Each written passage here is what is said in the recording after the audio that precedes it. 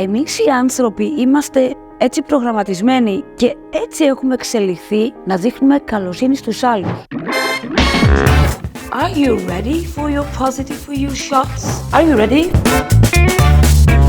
Όταν σκεφτόμαστε τους άλλους, ενεργοποιούμε το κύκλωμα συνειδητότητας του εγκεφάλου μας, το οποίο εκείνη την ώρα απελευθερώνει θετικές ορμόνες. Το ήξερες ότι έστω και μία πράξη καλοσύνης την ημέρα είναι αρκετή? Το να δείχνουμε συμπόνια στον εαυτό μας είναι σαν να ξεκινάμε αυτό το όμορφο ταξίδι καλοσύνης προς τους άλλους. Η ποιότητα της σχέσης που έχουμε με τον εαυτό μας και το είδος του εσωτερικού μας διαλόγου καθορίζουν τις σχέσεις που θα έχουμε με τους άλλους. Εσύ, ποια πράξη καλοσύνης έκανες σήμερα ή ποια πράξη καλοσύνης δέχτηκες σήμερα?